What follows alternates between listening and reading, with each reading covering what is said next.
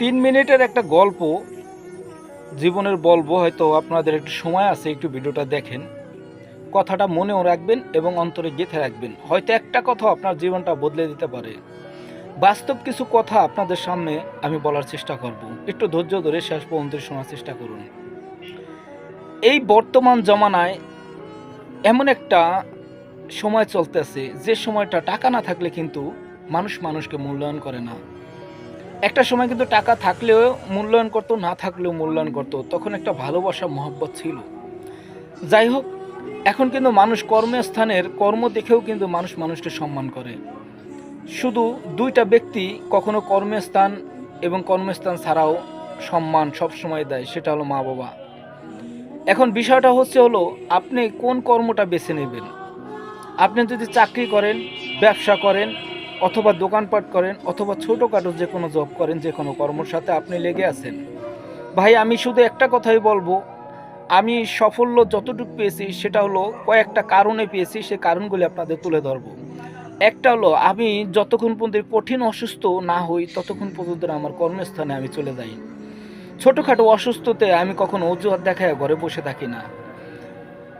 আমি কর্মকে কখনো ছোট চোখে দেখি নাই। তাই আজকে আল্লাহ আমাকে যত দূর এই পর্যন্ত এনেছে, সব কিছু আল্লাহ পাকের দয়া, আমার চেষ্টার কারণে, আলহামদুলিল্লাহ। এখন আর একটা কারণ বলতে চাইবো, সেটা হলো আপনার কাজকে আপনি যত সুন্দর করবেন, যত সুন্দর সার্ভিস দিবেন, আপনার কাউকে দাওয়াত দেওয়া লাগবে না। এই সুন্দর কাজ, সুন্দর সার্ভিসের কারণে কিন্তু আপনি উপরে উঠে যাবেন। যদি জব করেন তাহলে আমার প্রমোশন হবে, যদি ব্যবসা করেন আপনার কাস্টমার বৃদ্ধি হবে, আপনার একটা দোকান থেকে আরেকটা দোকান হবে, একটা কোম্পানি থেকে আরেকটা কোম্পানি হবে।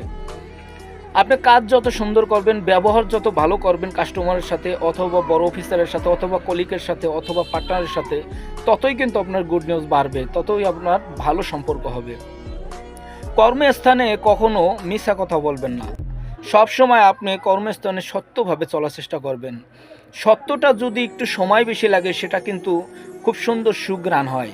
আর সেই সুঘ্রাণ কিন্তু আপনার বলা লাগবে না, আপনার কাস্টমার, আপনার বন্ধু, আপনার বান্ধবী, আপনার কলিগ, আপনার উপরস্থ কর্মস্থরা আপনার নিয়ে সমালোচনা করবে, ভালো চিন্তা করবে, ভালো আপনার চিন্তা করার কারণে কিন্তু আপনি ভালো একটা কমিশন পাবেন, এবং সাথে সাথে বেতনও বাড়বে। সাথে সাথে আপনি ব্যবসা করলে আপনার কিন্তু ইনকাম সোর্স বেড়ে যাবে। বর্তমানে কিন্তু ইনকাম সোর্স কম থাকলে কিন্তু অনেকটাই অশান্তি বিরাজ করে। বর্তমানে ইনকাম যদি কম হয়, খরচ বেশি হয়ে যায়। তাই অল্প ইনকামে আপনি আপনার ফ্যামিলি চালাতে খুব কষ্ট হয়ে যাবে। বউ আছে, পোলাপান আছে, মা আছে, বাবা আছে, আত্মীয় স্বজন আছে, নিজেরও পকেট খরচ আছে। এখন একটা চার দোকানে দুটো বন্ধু নিয়ে বসলে কিন্তু 100 থেকে 50 টাকা চলে যায়, বলতেই পারবেন না কখন দিয়ে গেছে, কিন্তু সেটা ইনকাম করতে কিন্তু অনেকটাই কষ্ট হয়। তাই সময়কে আপনি অপচয় কখনো করবেন না, সময়কে মূল্য দেবেন। এই জীবনের পরিবর্তনের উদ্দেশ্য কিন্তু সময়ের অনেক মূল্য আছে। আপনি আজকে যে দিনটা পাবেন, সেই দিনটা কিন্তু কালকে আর পাবেন না। এই দিনটাকে অবহেলা করলেন, এই দিনে আপনার ভাগ্য খুলে যেতে পারে। আপনি প্রতিটা দিনকেই আপনি মূল্যবান মনে করে আলহামদুলিল্লাহ বলে কাজে লাগান। আর আপনার দিনটাকে সবসময় সুন্দরভাবে দেখার চেষ্টা করবেন। আর সেই সুন্দর দিনগুলিকে সুন্দরভাবে যদি কাজে লাগাতে পারবেন, তাহলে কিন্তু একটা সময় আপনার আর পিছনে ফিরে তাকাতে হবে না। আর আপনাকে আমি বলবো, যদি অল্প অল্প করে সঞ্চয় করেন, তাহলে আপনি কিন্তু একটা সময় দেখা যাবে 5 বছর 10 বছর পর আপনি ভালো একটা কিছু করার চেষ্টা করবেন। হয়তো এক দোকান থেকে আরেক দোকান, আর নয়তো একটা জমি কিনবেন, একটা বাড়ি করতে পারবেন, অথবা ভালো কোনো ফার্নিচার করতে পারবেন, ভালো কোনো কাজে লাগাতে পারবেন। আর আপনি যদি সঞ্চয় না করতে পারেন, ইনকাম সোর্স যে আছে, আপনি ঋণগ্রস্ত বেশি, তাহলে কিন্তু আপনি আরেকটা ট্রিক্স অবলম্বন করতে পারেন। আপনার যেই ঋণের চাপ বেশি, সেই ঋণগুলি আগে পরিশোধ করুন, একটু লম্বা সময় নিন। দু এক কথা শুনলেও কোনো মাথা নষ্ট করবেন না, গরম করবেন না, আরও ভালো ব্যবহার, মিষ্টি ব্যবহার করুন, তাকে এক কাপ চা খাওয়ান, তাকে ভালো কোনো কিছু উপহার দেন যাতে সে খুশি হয়। সবসময় মাথায় চিন্তা করুন, পাওনাদারের সাথে খারাপ ব্যবহার, খারাপ আচরণ করবেন না, কারণ সে পাওনাদার। আপনি এই কালে ঋণ শোধ না করলে পরকালেও আপনার দিতে হবে, আমলের বিনিময়ে হলো।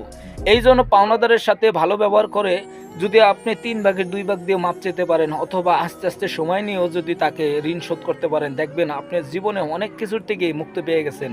তারপরে একটা সময় যদি আপনার একটু সময় বেশিও লাগে, তখন কিন্তু আপনি দ্রুতভাবে সফলতার পথে এগোতে পারবেন। এবং কি, অল্পতে ঘাবড়াবেন না। দুশ্চিন্তা করবেন না। দুশ্চিন্তার কারণে কিন্তু মানুষ অনেকটাই ক্ষতিগ্রস্ত হয়। আপনার চিন্তা শক্তিকে ভালো করুন, ধৈর্য শক্তিকে ভালো করুন, ইচ্ছা শক্তিকে ভালো করুন এবং কি আপনার চেষ্টাকে আরও উপরে নিয়ে যান। ভিডিওটা ভাই কেমন লাগছে জানি না, তবে প্রতিটা কথাই আমার বাস্তব জীবনের সাথে আমি আপনাদের তুলে ধরলাম। ভালো লাগলে ভালো থাকবেন, সুস্থ থাকবেন, কথাটা মনে রাখবেন। আল্লাহ হাফেজ।